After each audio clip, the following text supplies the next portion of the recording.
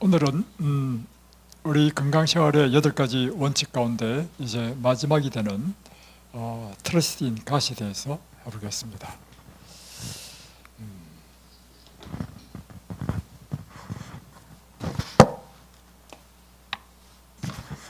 건강생활의 8가지 원칙을 영어 이니셜로 하면 New Start라고 하죠.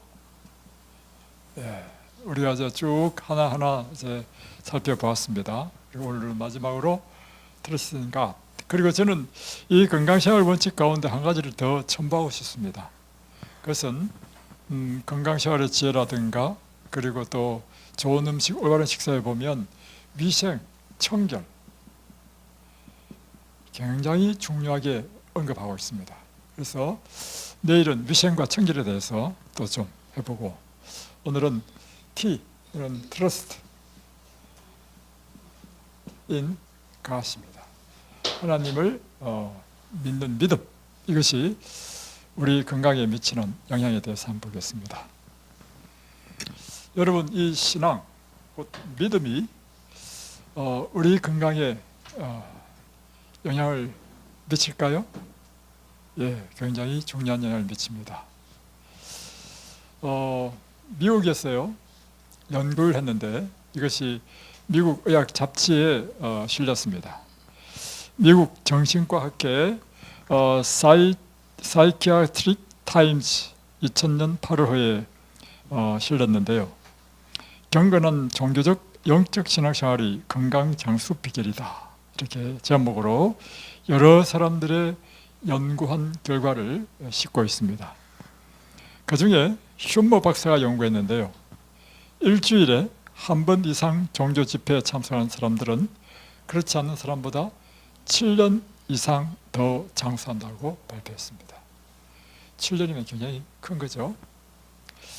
2만 1000명을 미국인 대상으로 9년 동안 관찰했는데,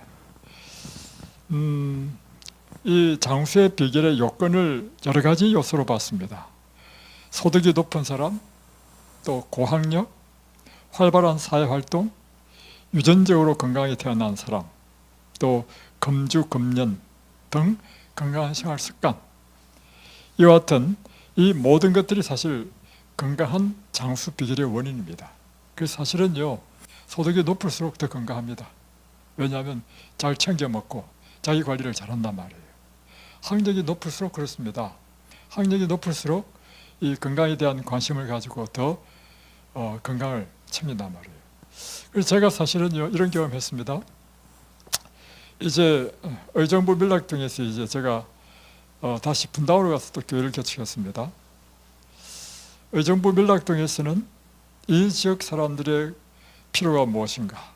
그때는 그 지역 사람들이요, 젊은 세대가 많았습니다. 그래서 어린 자녀들이 많았기 때문에 그 당시는 어린이 영어 교육이 붐이었습니다. 그래서 그곳에서 영어를 했습니다. 목적은 사람들을 접촉하고 인도하기 위한 것이었습니다. 그러다가 이제 그곳에서 이제 교회가 세워지고 교회도 짓고 아주 재밌었습니다. 그래서 이제 저는 사실 이게 목사가 된다는 생각은 하지 않았습니다. 그래서 목사님을 받고 저는 내 사명은 복음을 전하는 것이다. 그래서 새로운 곳에 가야 되겠다. 어디로 갈까? 한국의 중심은 강남이다. 그래서 강남으로 한번 가보자. 이렇게 갔단 말이에요. 이제 강남을 돌다가 이제 답산다고 돌다가 분당을 딱 들어가니까, 야, 분당이 아파트촌으로 쫙 되어 있는 것이, 야, 여기에 교회 하면 좋겠다. 그래서 개척했습니다. 근데 이제 그 지역에 가서 어떻게 사람들을 접촉할 것인가? 그래서 먼저 그 지역을 여러 번 돌았습니다. 돌고 식당에 가서 밥 먹고 사람들을 유심히 살피고 보니까 이 말 들어봤습니까? 천당 밑에 분당. 이 분당 사람들이요, 자존감이 굉장히 높아. 그래가지고 자기들은 이 한국 사회에서의 그래도 중산층 이상의 사람들이라고 생각하고 교육도 많이 받고 또 살기도 잘 살아요. 그 제가 처음에 참 당황스러운 게 뭐냐면 이제 누가 소개시켜줘서 이제 어떤 할머니를 만났습니다. 80대 할머니인데요. 제 어머니는 국민학교밖에 못 나왔거든요. 근데 만났는데 80대 할머니가요, 이화여대를 나오셨대. 저한테는 너무 충격이었습니다. 그리고 또 이제 어떤 남자분을 만났는데, 은행장으로 이제 있다가 이제 퇴직하신 분이라. 그러니까 만나는 사람들마다 다 그런 사람들이라, 거기다가 또 이제 간다고 아파트를 찾아가잖아요. 아파트를 찾아가면 우리는 그냥 뭐 백일동 배동이 있는데, 이 아파트는 고급 아파트라. 1층이 전부 다 호텔처럼 로비야, 로비. 그리고 안내하는 사람이 호텔에서 입는 옷 같은 거 다 입고 안내를 하는 거라. 저는 아파트에 그런 아파트 처음 봤습니다. 촌놈이 돼가지고. 그래서 제가 딱 생각해 보니까, 이곳에서는 어떻게 사람을 저축할 것인가. 사람이 많이 배우고, 또 이제 소득 수준이 높을수록 건강에 관심이 많아요. 그래서 이곳에서 내가 건강으로 사람들을 만나야 되겠다. 그래서 뉴스타트, 분당 뉴스타트라고 하는 이름으로 교회 이름을 세우고, 다음에 이 사람들 이제 일단 불러와야 될 거 아니에요. 딱 생각해 보니까 웬만한 사람 와가지고는 이 사람들의 마음을 흔들지 못할 것 같아. 그래서知名도 높은 이상호 박사를 불러와야 되겠다. 그래서 그 당시 이상호 박사님과 유재명 박사님이 속초에서 오시겠어요. 한국생명운동 하고 있었습니다. 그래서 제가 달려갔죠. 가가지고 두 박사님을 앉혀놨고 제가 일장 연설을 했습니다. 오늘날 재림교회가 전부 다 막 이 변들에 다 있다고. 그러나 한국의 중심은 강남이다고. 강남에 교회를 세워야 된다고 하면서 막 열변을 토하면서 내가 이제 분당에 왔는데, 와보니까 이만저만해서 이 사람들에게 실질적인 도움이 되는 것은 건강에 대한 것이 도움이 된다. 그래서 웬만한 사람 와서 되지 않는다. 그러니까 두 박사님이 오셔가지고 세미나 하면 좋겠다. 두 분이요 감동을 받아가지고요, 그래 내가 도와줄게 하고 왔습니다. 그래서 저희 교회가 시작됐거든요. 그래서 아주 재밌게 잘하고 그곳에서 이제 교회가 세워져서 또 제가 남양주로 또 옮겼습니다. 근데 남양주로 옮긴 곳은 이제 분당하고 완전히 수준차가 확 나는 것이죠. 뭐 경제적인 수준이든 또 배움의 수준이든 확 차이 나니까, 그래서 그곳에서는, 분당에서는요 요리 강습 인기 짱이었습니다. 그리고 천년치료 하면 사람들의 관심이 막 폭발했단 말이에요. 근데 이제 남양주에 와가지고 이제 한 것이 그걸 너무 오랫동안 했기 때문에 이제 건강에 대한 것이 저한테 꽉 차 있는 거라. 그래서 이곳에서 건강 세미나를 한다고 이제 전단지를 돌리면서 우리 교인이 하는 약국에 갔습니다. 가가지고 이 전단지를 오는 손님들마다 하나씩 주라고. 근데 마침 그때 약 사러 온 어떤 분이 계셨어. 아줌마가. 약이 가만히 들어보니까 뭐 머리 아프고 골치 아프고 딱 약이 들어보니까 딱 생긴 거 보면 알잖아요. 이 사람 고지혈 고혈압이다. 이거 간단하다. 저는 10몇 년 동안 건강에 대한 것만 하다 보니까 사람만 보면 딱 문제가 파악이 돼. 그래서 내가 이야기했죠. 아줌마, 그래서 이제 진통제 사러 온 거야. 아줌마, 그 진통제 사 먹지 말고요. 이렇게 하면 된다고 해서 제가 이야기했거든. 이 아줌마 말 저를 빤히 쳐다보면서, 아저씨 왜 그렇게 힘들게 사십니까? 진통제 하나만 먹으면 되는데. 그래서 제가 문화적인 충격을 느꼈습니다. 그래서 이 동네는 좀 곤란하겠다. 진짜로 그곳에는 건강기별도 별로 재미를 못 봤습니다. 그래서 제가 이렇게 길게 이야기를 드리는 이유는 뭐냐면요, 학력이 높을수록, 소득 수준이 높을수록 더 건강합니다. 맞지요? 그리고 활발한 사회활동하는 사람들이 더 건강합니다. 또 어떤 사람은 유전적으로 건강히 태어난 사람이 있어요. 그것은 확실히 차이를 내죠.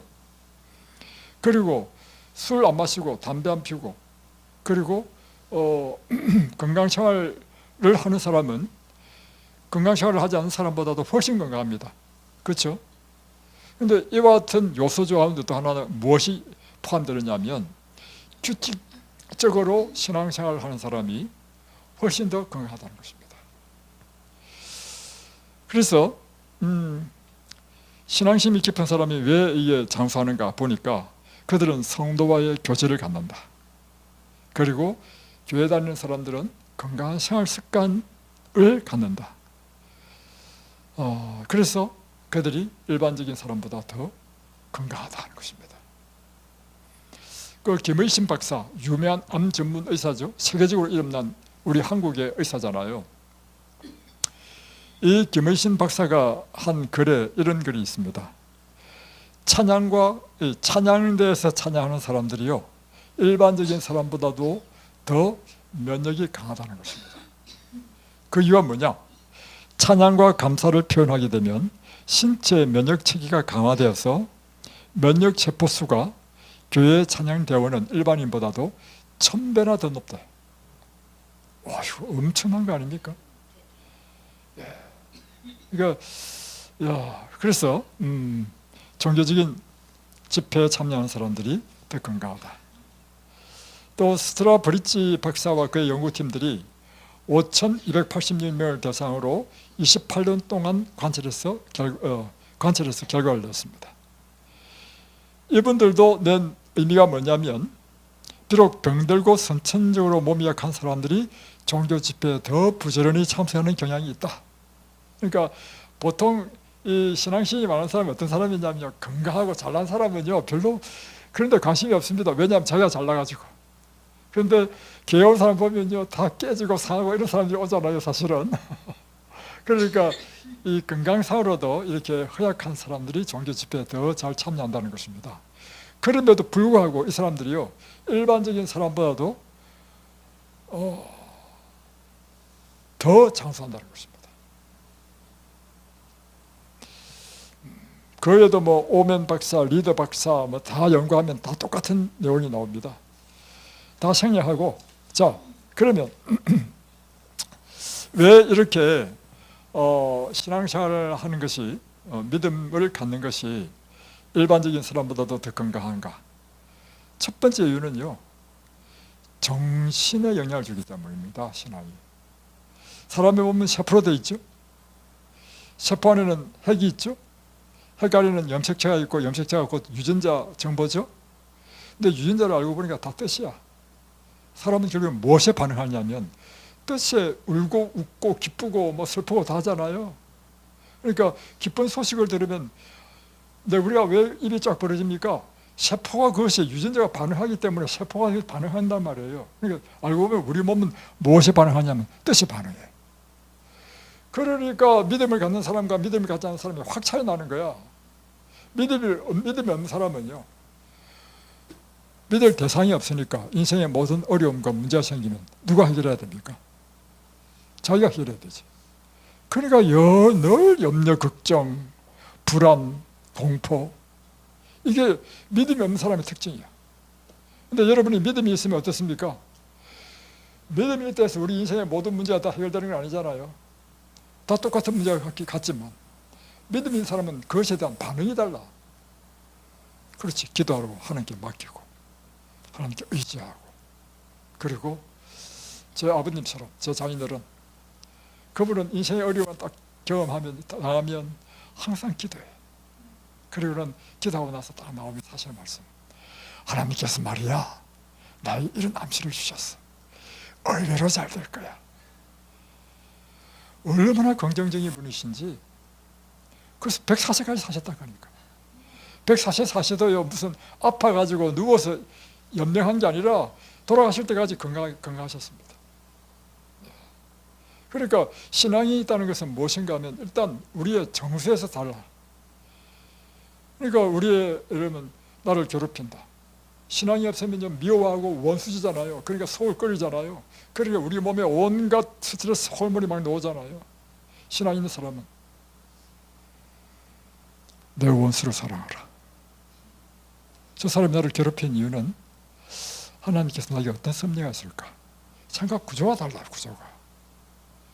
그리고 우리는 항상 기뻐를 하잖아요. 항상 감사를 하잖아요. 그러니까 지난번에 이야기했잖아요. 새벽에, 그것도 좋은 일로 하나님 말씀을 준비하다가 종이가 떨어졌어. 종이 주워야 될 거 아니에요. 총이 죽는다고 일어나고 하다가 내 의자 등받이에 부딪혀가지고 막 불이 펀쩍 나는데 얼마나 아픈지. 근데 그 순간 나도 모르게 입에서 튀어나온 말이 뭐냐면, 아이쿠 하나님 감사합니다. 이게 막 하도 감사하는 게 습관이 되다 보니까 깨져도 감사한 거야. 그래서 나 말한 다음에 나 생각해봤어. 너희들 뭐가 감사하지? 딱 생각해보니까요, 첫 번째, 이게 이마에 여기 눈 바로 위거든요. 천만다행이지. 밑에 약간만 내려갔으면 어떻게 할 뻔했습니까? 큰일 난 거야. 그러니까 얼마나 감사해. 두 번째, 내가 감사가 습관이 다지고 깨져도 감사하네. 와, 이거 정말 감사한 일이다. 나는 이제 감사가 내 몸에 습관적으로 배었다. 제 마음에 우울한 마음이 들잖아. 싹 들어오거든. 싹 들어올 때, 예를 들면요, 제 부모님 다 돌아가셨거든요.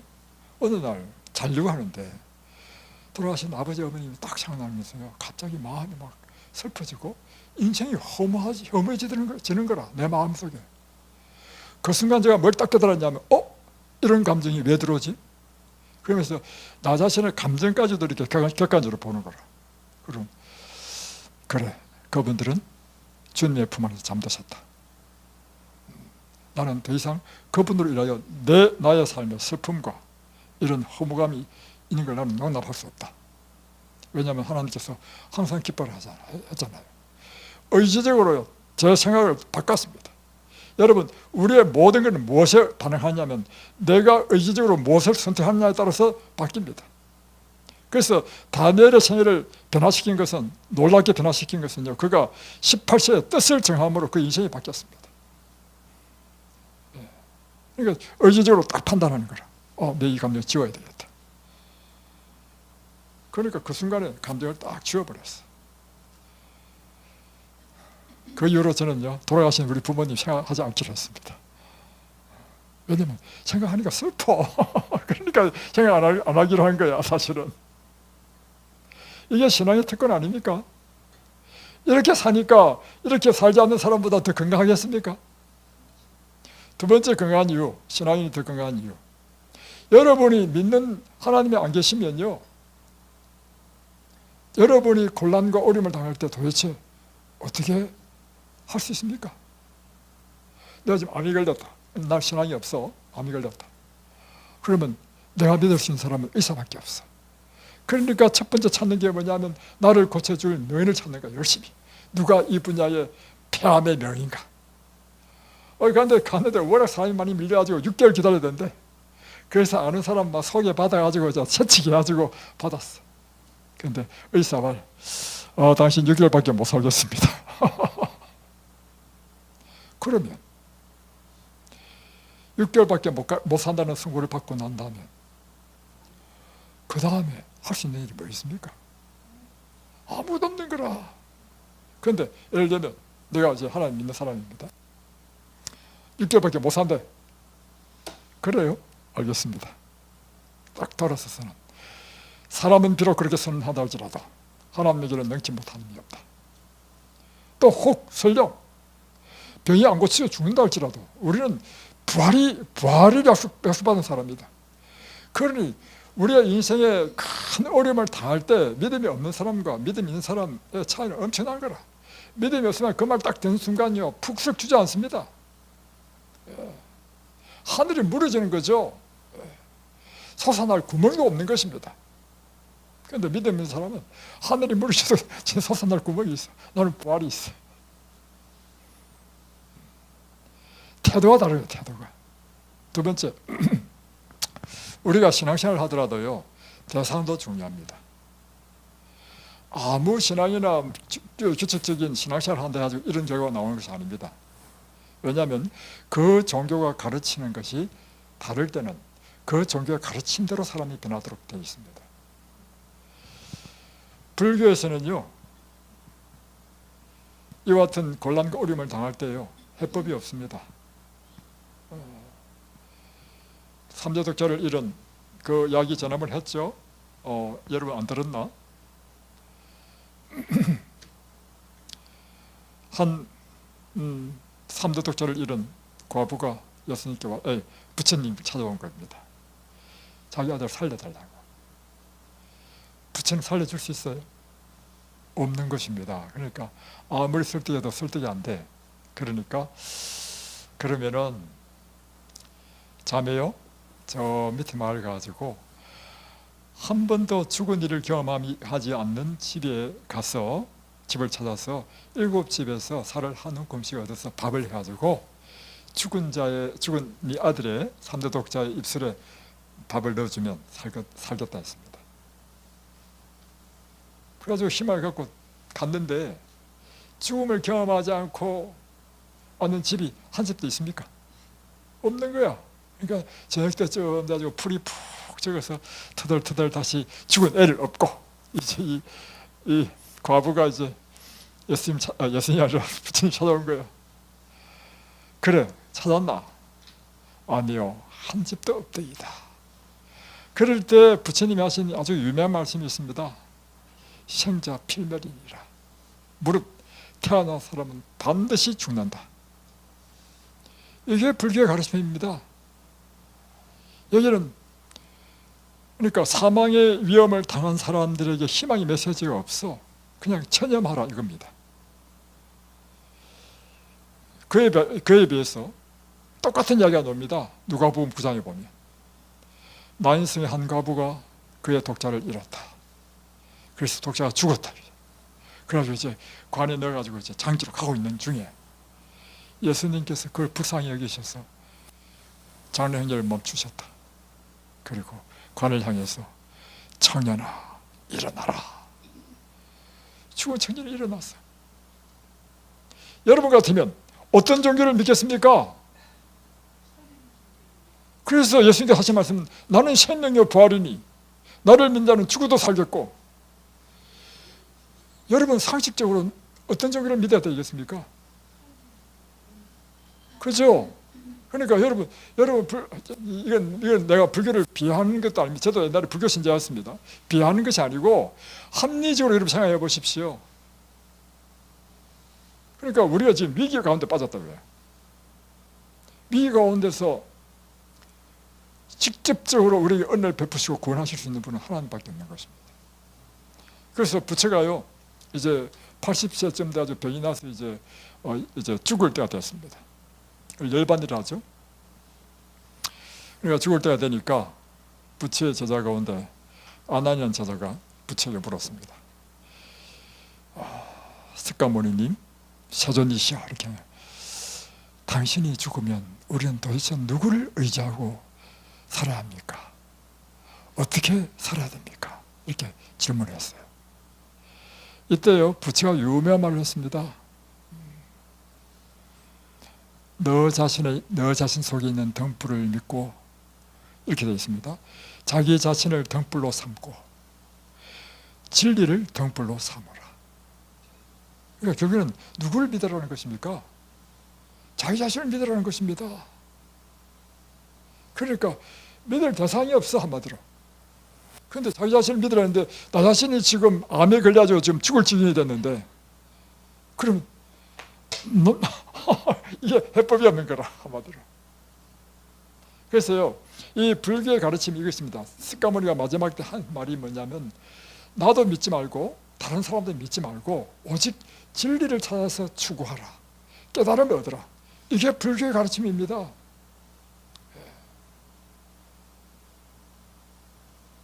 그런데 오늘날 불교에 보면 부처를 세우고 절하죠. 이 스가모니의 가르침과 이입되는 것입니다.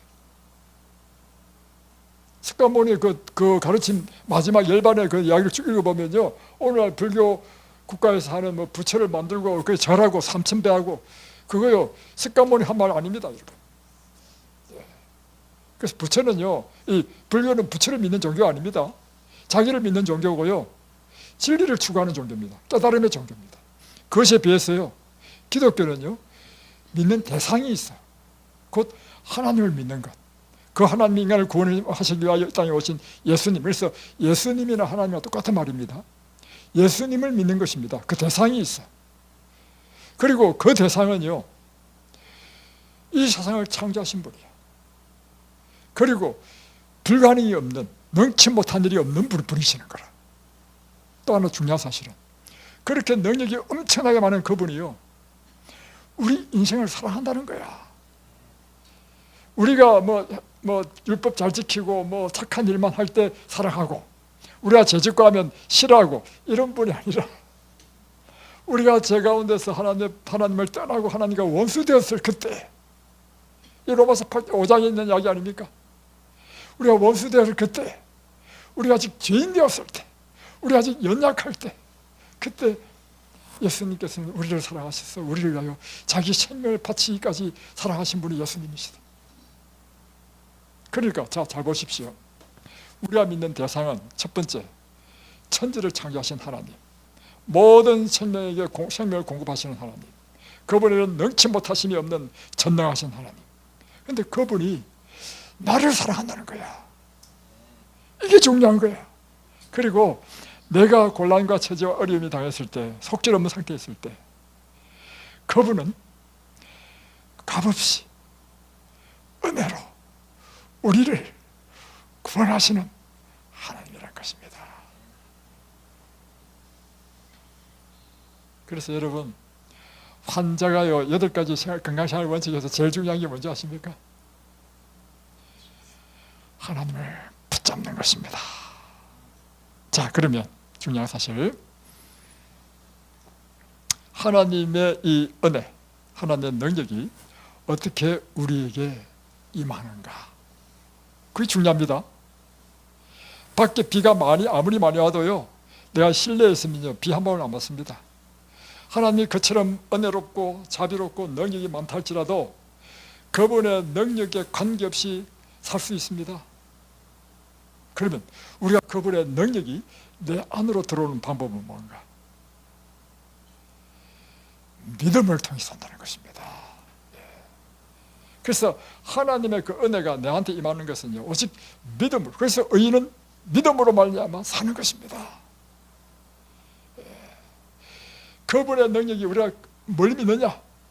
그분은 하나님이시고 나를 참으로 사랑하시고 그분은 내 인생의 모든 문제를 해결하실 수 있는 능치 못한 일이 없는 하나님이시다 하는 사실을 믿음으로 받아들이고, 그리고 그분에게 우리의 필요를 아뢰고 그분께 구할 때 그분은 우리에게 당신의 은혜를 내려주신다는 것입니다.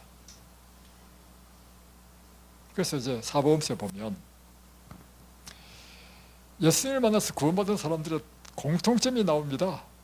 그 공통점은 무엇인가 하면 모두가 다 믿음으로 구원을 받았다는 것입니다.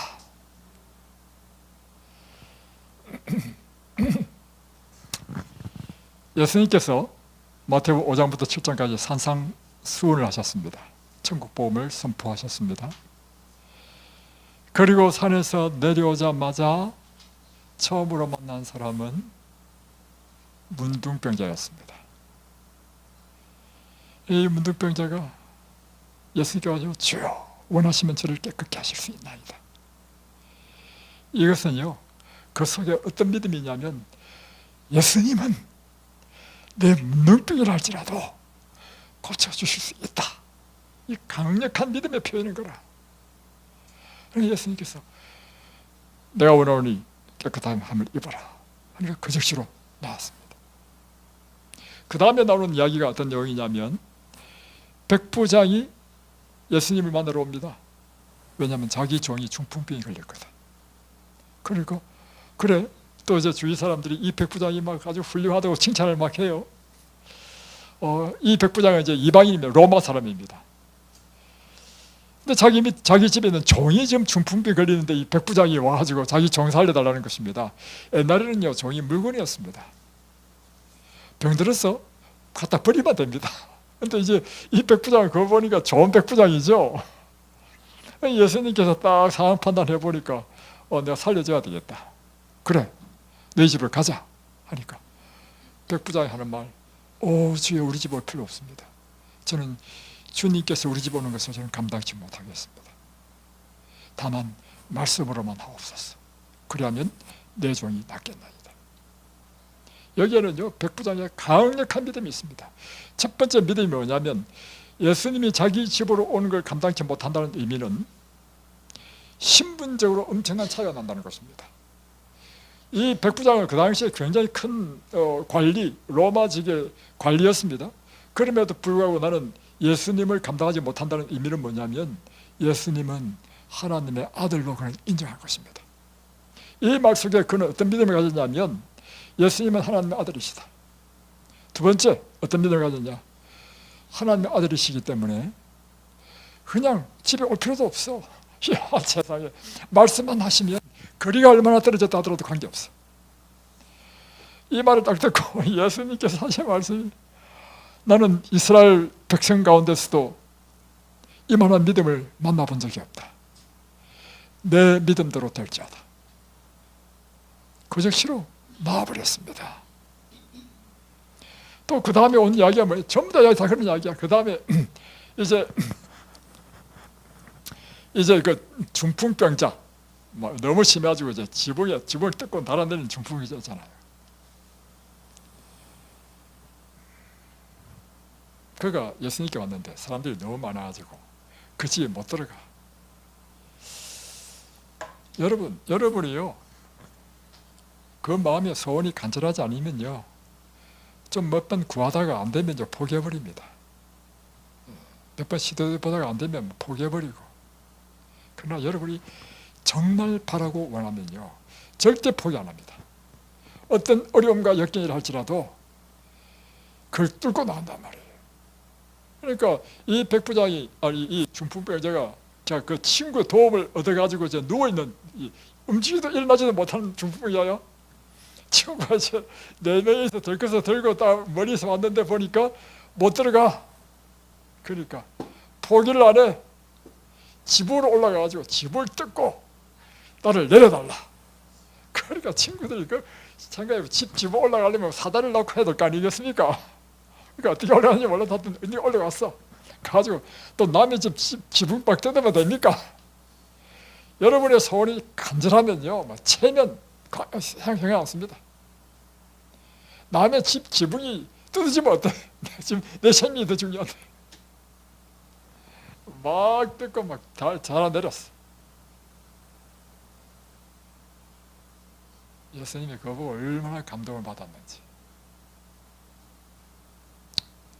내 자리를 주고 일어나 걸어가라. 그대로 벌떡 일어나 걸어가는 것입니다. 이런 두 가지가 있는데요. 첫 번째, 누워가지고 걷지도 못해서 들것에 실려온 사람을 어떻게 그 즉시로 걸어가도록 하실 수 있는가? 그래서 여러분, 예수님을 우리가 그분께 의지해야 되는 이유는 뭐냐면, 그분은 우리가 이 세상에서 만날 수 있는 어떤 의원보다도 더 위대한 의원이시다. 이런 분이 세상에 어디 있습니까? 그 즉시로 자리에서 일어나는 거라. 그러니까 이렇게 생각하시면 됩니다. 아니, 누워가지고 온 사람이 그 즉시로 일어나게 하실 예수님이라면 여러분의 질병은 그것에 비하면 더 심합니까? 아주 적은 겁니까? 여러분의 질병은 사바로 핍니다. 여러분 그래도 사실은 멀쩡하잖아요. 돌아다니잖아요. 그럼 여러분의 문제는 뭡니까? 제가 단적으로 딱 설명하겠습니다. 여러분의 문제는요, 믿음의 부족입니다. 그러니까 이 사람도 뭐 때문에 지금 구원받았습니까? 믿음으로 구원받은 것입니다. 12년 된 혈류병 온통 야기 겁니다. 이 여인이 왜 예수님의 옷자락을 잡았습니까? 그 마음에 얼마나 강력한 믿음이 있으냐면, 처음에는 원래 이렇게 온 거야. 예수님은 나를 병을 고칠 수 있다. 그래서 내가 예수님께 만나가지고 그분께 내 사정을 이야기하고 그분의 은혜를 입어야 되겠다. 그런데 막상 딱 가보니까 사람들 군중 속에 파묻혀가지고 12년 동안 하혈을 하니 얼마나 힘이 없고 해골만 남았겠습니까? 어떻게 그 군중을 뚫고 예수님 만날 수 있습니까? 못 만나죠. 그러니까 마음이 바뀐 거야. 야, 도저히 못 만나겠다. 그러면 예수님이 내 곁에만 지나가면, 내가 어떻게 해서라도 그분의 옷자락이라도 붙잡으면 그분의 능력이 나를 치료해 줄 것이다. 이건요, 보통 믿음이 아닙니다, 여러분. 그래가지고 그걸 아시는 예수님께서 일부러 이 여인이 자기 옷을 잡을 수 있도록 딱 간 거예요. 이 기회를 놓칠 수 없잖아요. 그러니까 모든 믿음을 다해서 탁 붙잡는 순간 전기 충격이 온 거예요. 그 즉시로 하나님 능력이 임한 것입니다. 참 이상한 게 뭐냐면 예수님이 군중석이기 때문에 부딪힌 사람이 한두 사람입니까? 근데 왜 그 사람한테는 전기 충격이 안 왔죠? 그런 믿음이 없었다는 것입니다. 그래서요, 예수를 믿어도요 다 남는 게 아닙니다. 그래서 예수님께서 그 여인을 돌아보고 하신 말씀이 있죠. 따라 안심하라. 내 믿음이 너를 구원하였느니라.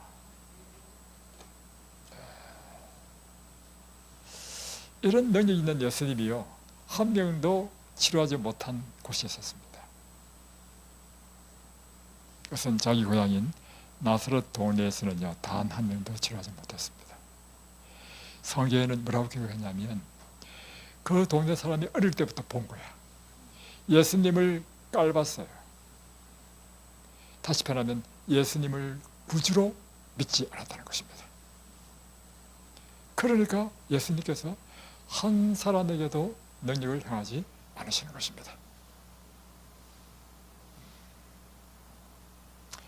그래서 여러분, 이 성경에 보면 예수님은 능치 못한 일이 없는 분이셨고 물 위를 걸어서 가신 분이시고 그분이 말씀하시면 바람과 파도도 잠잠케 하신 분이시고 보리떡 5개와 물고기 2마리로 5,000명을 먹이고 12광주를 남기신 능력이 무한하신 하나님이셨습니다. 그 예수님의 능력이 우리의 삶 가운데 역사하게 하는 유일한 방법은 바로 믿음인 것입니다.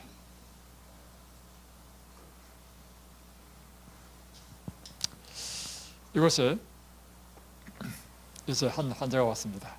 왔는데 내가 딱 만나는 순간 기가 딱 차고 이거 어떻게 하지? 암담한 환자가 왔습니다. 그게 뭐냐면 이 신장병으로 이제 인천에 사시는 분인데 응급실에 갔어요. 딱 가니까 막 당장 입원해서 투석해야 될 환자였습니다. 복수 쳐가지고요 호흡이 제대로 안 되고 바로 눕지도 못하고 이런 환자. 근데 이분이 유튜브로 우리 이든밸리의 강의를 계속 듣고는, 이든밸리는 특별히 설교를 많이 하잖아요. 이분은 믿음이 좋은 사람이라 어릴 때 전도사도 했대. 처녀 때는 물론 이제 장로교 전도사이겠지만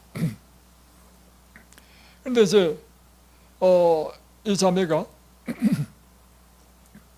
이제 유튜브를 계속 들으면서 어떤 생각이 들었냐면 내가 이든밸리를 한번 꼭 가고 싶다. 그리고 이든밸리에서 내가 예수님을 한번 만나고 싶다. 이런 소원이 생겼습니다. 그래가지고 이 자매가요 지금 당장 입원해야 되는데 자기 남편 두 아들이 막 다 함께 왔죠. 지금 위기 상황이니까 신신 부탁을 했습니다. 나라 지금 제발 이든밸리로 좀 보내달라고. 그럼 내가 죽어도 양해하겠다고. 하도 그러니까 그 아버지하고 아들이 엄마를 못 이겨가지고 저기는 차로 인천에서 오려면 꽤 멉니다. 2시간 반 이상 걸립니다. 왔어. 와서 상담을 하는데 내가 보니 기가 막힌 거야. 얼굴은 새카맣고 복수는 차고 색색거리고 와, 이 사람 어떻게 해? 와, 막 앞이 막막한 겁니다. 응급실에 갈 사람이 왜 여기 왔나 이거야. 이제 이까지 그래도 그 이야기를 쭉 다 하니까 할 수 없이 그러면 방을 하나 주겠다고. 그래서 이제 방을 하나 들었습니다.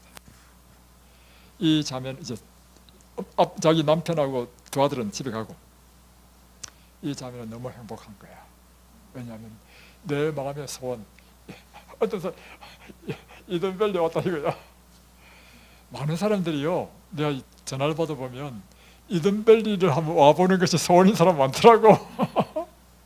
참 이상한 게 뭐냐면 우리는 뭐 별로 사람이 없어가지고 겨우 현상 유지하는 것이 급급하지만 전화 오는 사람들 보면 이든밸리 되게 오고 싶어하는 것 같아요. 사람들이. 그런데 하여튼 바람이 쳤어요. 이분이요 그날 너무 감사하고 기쁜 거예요. 그래서 하나님께 간절히 기도했어요. 간절히 기도하고 이제 내가 하나님 이곳에서 꼭 만나고 가게 해달라고. 기도했단 말이에요. 근데 이 사람은 이제 바로 눕지도 못해요.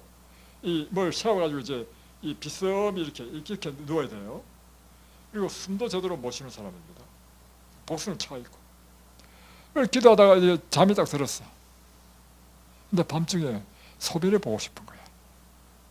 그래가지고 엉겹길에 일어나가지고 화장실에 가지고 소변을 딱 보는. 원래 이 신장 나쁜 사람 소변도 안 놉니다. 그때부터 소변이 나오는데요, 수도꼭지 틀어난 거 있죠. 그것처럼 쉬지 않고 계속 나오는 거야. 소변이 계속. 소변을 다 넣고 나니까요, 배가 싹 들어가 버렸어. 그리고 너무 신기한 게 뭐냐면, 이렇게 누워도 문제 없고 저렇게 뒤집어 누워도 아무 문제 없고 숨 쉬는 것도 문제 없어. 그날 밤에 다 나와버렸어. 참 놀랍지요? 그러니까 하나님께서 이 칠하시는 것이요, 2000년 전이나 지금이나 똑같습니다.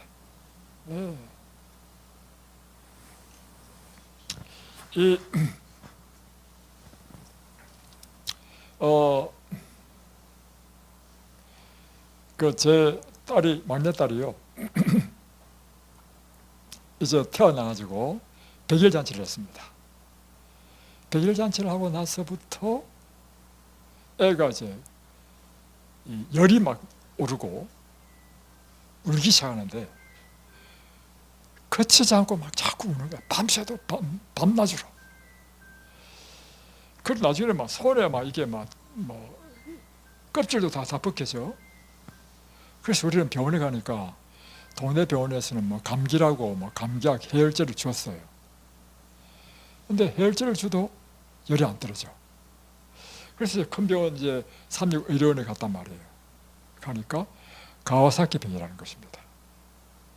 가와사키는요, 그 당시에 특별히 5세 이하가 제일 많이 생기고 1세 이하로 이제 생기게 되면 치사율, 그러니까 그 병으로 죽는 율이 좀 높은 병인가 봐요. 그리고 이것은 혈관에 염증을 일으키고 특별히 심장에 무리를 주는 병이랍니다. 그래서 의사가 이제 약을 처방했어요. 근데 의사가 제가 물었죠. 이거 얼마 동안 먹으면 낫습니까? 물어봤어. 그러니까 이 약이요, 평생 먹어야 될지도 모릅니다.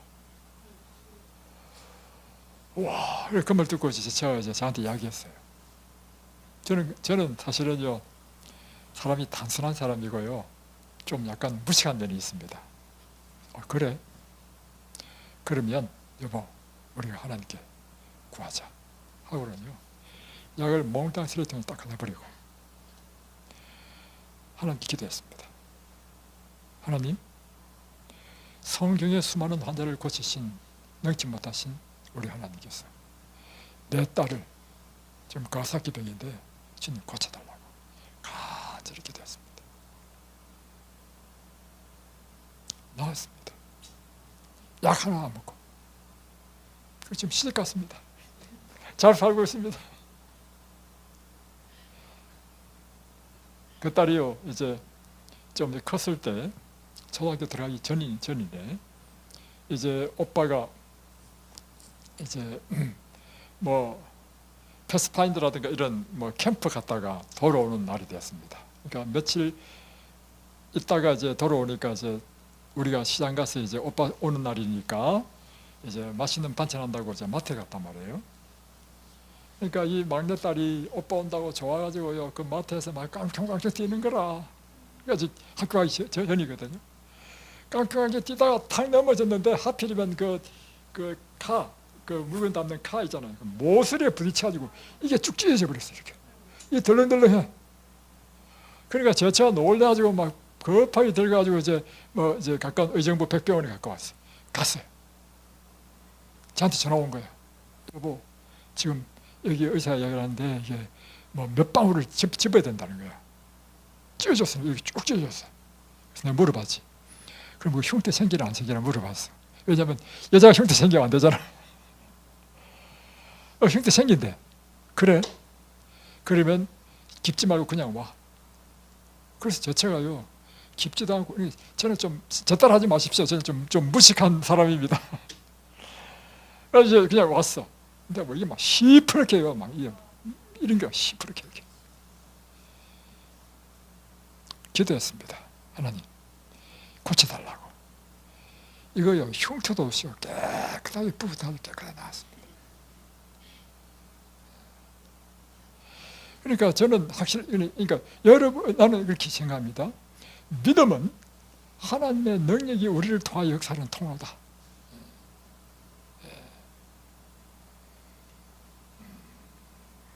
자, 우리가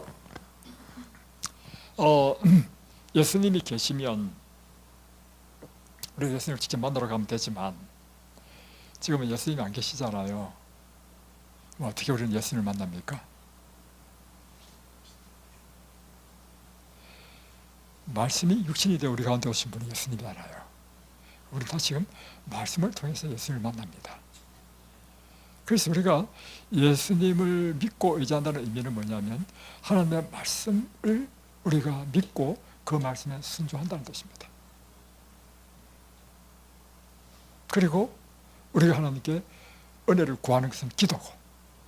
자, 성경에 보면 출애굽기 15장 26절을 보면 하나님께서 우리를 치료하신 여호와로 하셨는데 그 앞에 보면 이렇게 되어 있습니다.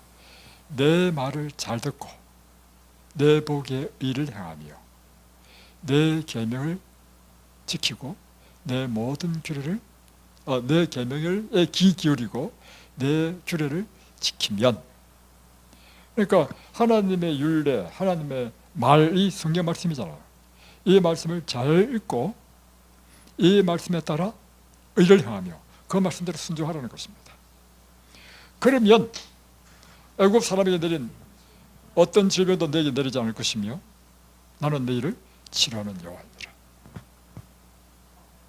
그래서 우리가 이덴벨리에서 하는 일이 뭐냐면 하나님께서 우리에게 주신 말씀대로 여러분을 가르치고 여러분이 이 말씀대로 순종하도록 하고, 그러면 치료를 누가 해준다? 하나님 해준다. 이게 이덴벨리의 치료법입니다. 이곳에 어떤 분이 오셨냐면 창원에서 한 분이 오셨습니다. 이분도 이덴벨리가 참 궁금해가지고 자기는 건강하지만 병이 없지만 하여튼 왔습니다. 그럼 이분이 이제 간증을 하는데 그 간증이 참 감동이었습니다. 이분이 처녀 때 우리 교회에 나와가지고 침례도 받고 교회를 다녔답니다. 그러다가 이제 결혼을 하고는 하여튼 교회를 안 다녔어요. 교회를 안 다니면서도 이분이요 11조를요 꼬박꼬박 모아놨대. 그래서 그 11조를 보면 수표가요 연도별로 쫙 다 있대. 그러다가 이제 자기 아이가 초등학교 5학년인가 될 때요 아이가 암이 걸려버렸어. 그 무슨 암인지는 잊어버렸어요. 암이 걸려가지고 이제 아산병원인가 이제 큰 서울병원에 간 거예요.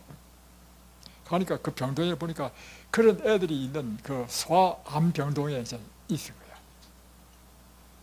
그때 여러분 인생의 위기를 만날 때 누가 딱 떠오릅니까? 근데 여러분 인생의 위기를 만난데도 불구하고 하나님을 안 찾는 사람은 이거 참 곤란합니다.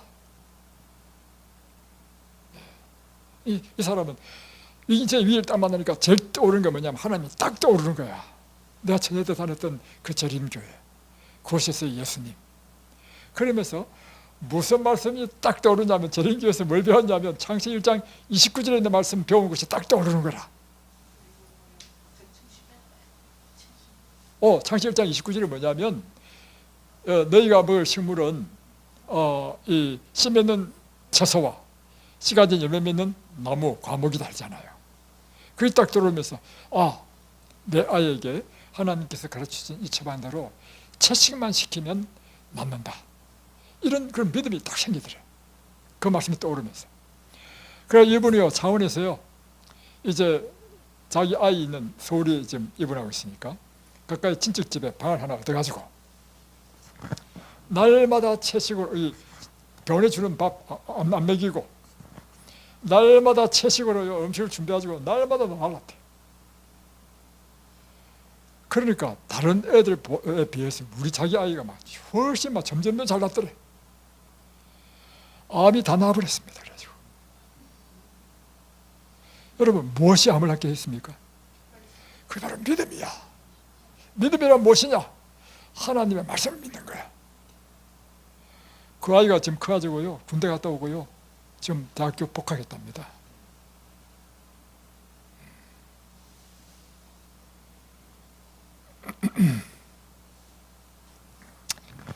이곳에 어떤 그런 환자들이 많이 왔습니다. 20년 동안 당뇨를 알아가지고 막 배짱 원래 당뇨는 뚱뚱하다가 생겼는데 나중에는 조금 말라버립니다. 20년 동안 암 나는 사람 이곳에 나왔고요. 또 이 섬유 건통에다가 어떤 류마티스 관절염에다가 통풍에다가 여러 가지 병으로 인해가지고 초등학교 교사가 1년 동안 휴직하고 다음에 또 안 나와서 또 6개월 더 휴직했어. 그 사람 여기 왔어요. 여기 와가지고 그들 다 나와버렸습니다. 지금 복직했어. 비결이 뭐냐? 비결은요, 출애굽기 15장 26절에 있는 것처럼 예수님을 말씀으로 믿고 그 말씀대로 순종하고, 그리고 하나님께 간절히 자신의 소원을 아뢰고 믿음 있는 사람이 난다는 것입니다. 오늘날에도 만일 환자들이 믿음의 눈으로 강력한 치료자이신 예수님을 바라본다면 놀라운 경험을 할 것이다. 믿음으로 나오는 모든 사람들의 육체와 심령에 생명을 가져다 주실 것이다. 이 치료공사에 있는 말씀입니다. 또 하나 더, 오늘날 현대의학에서 규명하고 있는 각종 암, 퇴행성, 재생 불가능, 자가 면역성 질환 등은 약으로 고칠 수 없는 질병으로서 오직 창조의 능력만이 이를 고칠 수 있다. 여러분의 병은요, 여러분 약으로 고칠 수 있는 게 아니고 무엇으로 고칠 수 있다고요? 창조의 능력으로만 고칠 수 있습니다. 만일 환자들이 치유하시는 예수 그리스도를 신뢰하는 믿음을 가지고, 이게 첫 번째입니다. 그리스도를 믿고, 두 번째, 건강법칙을 완전히 순종하는 가운데 두 번째는 뭐 해야 된다는 것입니까? 하나님께서 주신 이 건강의 법칙에 순종하고, 세 번째, 마음의 성결을 얻고자 기도할 것 같으면, 이 기도가 뭐냐면 하나님께 은혜를 구하는 거죠. 같으면 하늘로부터 오는 창조의 생명을 받을 것이다. 오늘 이제 여러분 치료의 원리를 아셨습니까? 기도하겠습니다. 안녕하십니까? 이든밸리 천년치유센터 원장 권기용입니다. 오늘은 여러분께 11월 2일부터 8일까지 있을 김명호 목사님 초청 특별 성경 연구회를 여러분에게 광고하고자 합니다. 김명호 목사님은 삼육대학교 신학과에서 교수님으로 오랫동안 재직하셨고, 그리고 미국 앤드루스 대학에서도 강의를 하셨습니다. 저는 특별히 그 목사님의 해박한 성경 지식과 그리고 탁월한 성경 해석에 깊이 감동을 받고 제가 많은 도움을 받은 사람입니다. 그리고 제가 김명호 목사님을 책을 통하여 알게 된 것은 성경에 제가 이해하지 못한 참 많은 부분을 그분의 책을 통하여 깨닫게 되었습니다. 이번에 11월 달 특별한 세미나로 우리 김명호 목사님을 초청하게 되었습니다. 여러분 가운데 성경을 체계적으로 깊이 있게 배우고 싶으신 분, 그리고 성경 전체 맥락을 잡고 싶으신 분, 그리고 성경 가운데 잘 이해가 되지 않는 부분을 좀 알려고 하시는 분들, 이런 분들은 11월 1일부터 하는 이 일주일간의 특별 성경 연구회에 다 참여하시기를 초청드립니다. 여러분 모두 오셔서 큰 은혜와 감동을 받는 큰 말씀의 잔치가 되기를 바랍니다.